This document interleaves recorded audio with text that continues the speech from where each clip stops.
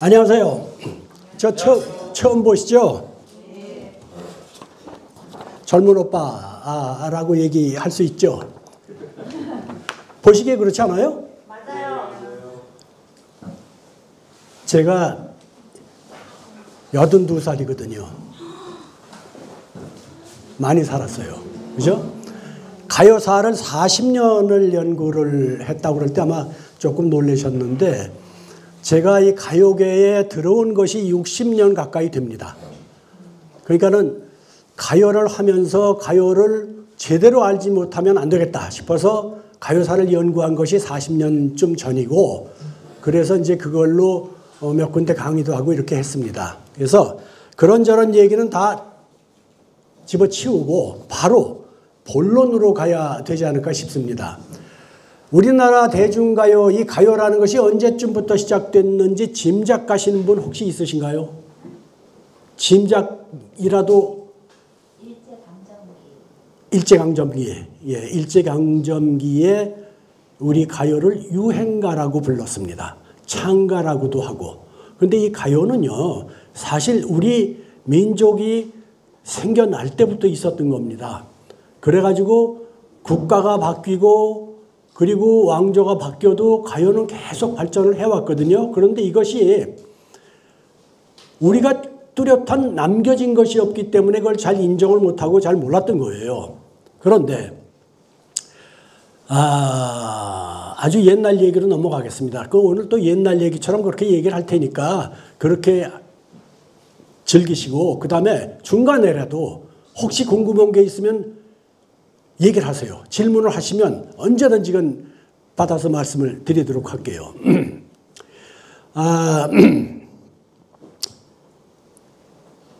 우리 그 왕조를 보면은 숙정 임금 후에 영조 임금이 나옵니다. 숙정 때와 영조 때를 관통하면서 살았던 김천택이라는 분이 계세요. 김천택이라는 분이 1728년에 노래책 하나를 만듭니다. 그 노래책 이름은 여러분들도 들어보셨을 청구영원입니다. 이 청구영원이 우리나라의 최초의 노래책입니다. 고려 말서부터 조선 중기까지의 노래들을 골라서 580수를 거기다 넣었어요. 그리고 그것을 이제 후대에 전했습니다. 거기 보면 악보도 있어요. 우리나라 악보 참 웃깁니다. 이렇게 떨림을 이렇게 이제 톱니처럼 그립니다. 그 다음에 올라가는 부분에서는 또 이렇게 올립니다. 그래프처럼. 이게 악보예요. 그러니까 계명을 하지를 않고 그냥 소리를, 표시를 그렇게 했습니다. 그러다가 후대에 와서는 계명이 나와요. 궁상각지우라는 그 계명이 나옵니다. 그러니까 그 책에 청구영원에 그게 다 들어있습니다. 그런데 이 사람이 청구영원을 만들면서 고민한 것이 있습니다. 지금 시중에 유행을 하는 곡인데 이걸 넣어야 되나 말아야 되나 고민을 한 것이 있습니다. 그게 뭐냐면 좀 천박해. 그리고 좀 야해. 노래가. 그래서 이거는 점잖은 사대부들이 보기에는 좀 그렇다. 이렇게 생각해서 고민을 해서 왕실 종가 되시는 어른한테 가서 물어봅니다. 이걸 넣어야 됩니까? 말아야 됩니까? 116곡인데. 그러니까 그 어른이 깬 양반이라. 넣어라. 왜? 밝은 게 있으면 어두운 것도 있는 것이다. 어두운 것 때문에 밝은 것이 더 빛이 날 수 있는 것이다. 넣어라. 그래서 넣었습니다. 그것이 그 만횡청류라고 해서 그 종류가, 그러니까 말하자면 지금으로 따지면 트로트 같은 겁니다. 만횡청류라는 장르가 된 겁니다. 그 중에서 하나 제가 뽑아온 거 한번 말씀드릴게요.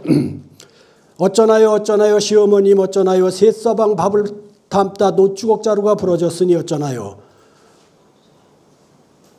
아기야 아기야 걱정 마라 우리도 젊었을 때 많이 꺾어보았노라. 이거 사대부 어른들이 보면 큰일 날 얘기예요. 며느리가 바람 피우느라고 새서방한테 밥을 꾹꾹 눌러 담다가 노주걱이 부러졌어요. 시어머니한테 고백을 했다고. 시어머니 하시는 말씀이 나도 젊었을 때 많이 그랬다. 이런 얘기, 이런 가사가 조선시대에 유행을 했다는 겁니다. 그러니까 요즘에 대중가요 중에서 트로트 보면은 가사가 좀 민망한 것들도 많죠. 이것이 요즘 얘기가 아니고 이것이 말세가 아니라 그때도 그랬다는 겁니다. 그러니까 대중가요라는 것은 대중들이 원하는 어디든지 무엇이든지 테마가 될 수 있다. 이런 얘기죠. 그래서 김천택이 만든 이 천구영원이 우리나라 최초의 가요책이고 거기에는 여러분들이 잘 아시는 옛날 동요 같은 파랑새 이것도 들어있습니다. 파랑새는 원래는 달아달아 밝은 달아는 달타령이었다가 이것이 동학난 때 1895년 동학난 때 파랑새로 가사가 바뀐 겁니다. 그리고 그 후에 다시 또 달타령으로 바뀌죠. 이렇게 가사도 바뀌고 멜로디도 바뀌고 가면서 대중들의 심금에 남는 것 이게 이제 대중가요인데 자 그러면 아까 얘기하신 유행가 시절로 갑니다. 우리나라 최초의 가요는 그전부터 있었고 그것을 체계화시킨 것은 영조 때 김천택이라는 분이 천구영원이라는 책에 남겼다. 이것이 우리나라의 역사입니다. 그리고 이제 외정대로 갑니다. 최초의 빅히트곡을 한번 말씀드릴게요. 이게 어떤 곡이냐 하면 우리나라에 1910년대쯤 되면 이제 유성기라는 것이 들어옵니다. 레코드가 들어와요. 그런데 이 레코드에 담겨 있는 음악들은 주로 국악이나 이런 것들이죠. 어른들이 그런 걸 많이 들으니까. 그런데 젊은 사람들, 신문물을 겪는 사람들은 이게 마땅치가 않습니다. 그래서 업자들이 그것을 감안해서 일본 노래 혹은 미국 노래 번안곡들을 냅니다. 우리나라에 처음으로 서양 음악이 발표된 건 번안곡들입니다. 거기에 여러분들께서 들어보셨음직한 학도야 청년학도야는 학도가도 있고 그 다음에 이풍진 세상 이 노래도 번안가요고 그 다음에 이수일과 심순애도 그렇고 다 번안가요입니다. 그게 우리나라 노래가 아니었습니다. 자 그러면 우리나라의 최초의 창작곡은 언제 나오느냐 1925년에 안기영이라는 분이 곡을 만들고 부릅니다. 그래서 레코드가 나왔는데 이거는 지금도 가곡으로 분류되어 있습니다. 대중가요가 아니었죠. 그럼 대중가요는 언제나 1926년에 윤심덕이 처음으로 사회찬미를 녹음했을 때 대중음악으로서 첫 번째입니다. 그런데 그것도 번안가요입니다. 이바노비치의 다뉴브강의 잔물결에 가사를 붙인 겁니다. 자 여기서부터 이제 뒷담화가 나오는데 이 여자가 노래를 잘해요. 그래서 관비 유학생으로 일본까지 유학을 갔다가 오고 그래서 뭐 공회당에서도 발표회하고 뭐 여기저기서 불려다니면서 발표회를 하는데 그러다가 어떤 남자를 만났어요. 극작가를. 그 극작가가 김우진이라는 남자인데 유부남이라 목포 부잣집 아들이에요. 그 둘이 좋아했어요. 그런데 이룰 수 없다는 걸 아니까 헤어졌다가 만났다 이렇게 왔다 갔다 하다가 윤심덕이 레코드 회사 요청으로 녹음을 하러 일본을 갔습니다. 근데 마침 김우진이 와 있었어요. 그래서 거기서 만나 며칠 같이 있습니다. 떠날 때 윤심덕이는 어떻게 떠났느냐. 윤심덕이가 살던 곳이 어디냐면 서울의 종로 3가에 옛날 단성사라는 극장이 있는데 그 옆에 골목이 옆에 건물이 사진관이었고 그 사진관 2층에 살고 있었습니다. 그때 떠날 때 언니한테 부탁을 합니다. 내가 세탁소에 드레스 이런 거 맡겨놨는데 그거 찾아다 놔 언니. 나 갔다 오면 그 돈 가지고 이태리로 음악 연구하러 갈 거야. 유학 준비를 하고 있었습니다.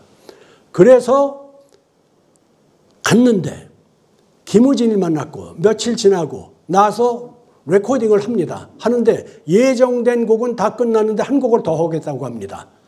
그 한 곡을 더 한 것이 사회찬미입니다. 자기가 가사를 썼어요. 광막한 세상에 헤매는 인생아 너희는 무엇을 찾으려 하는고 하는 염세주의적인 그런 가사입니다. 이래도 한 세상 저래도 한 세상 하는 그거를 넣고 그리고 돌아옵니다. 그래서 현해탄에서 관부 연락선을 타고 건너오다가 김우진과 함께 현해탄에 뛰어듭니다. 세상을 떠났어요. 신문에 난리가 났습니다. 정사라는 단어가 이제 붙습니다. 거기서 난리가 나고 그다음에 한 달 후에 음반이 딱 도착했는데 예정이 없던 사회 찬미가 들어있고 이게 이제 대박이 나는 거예요.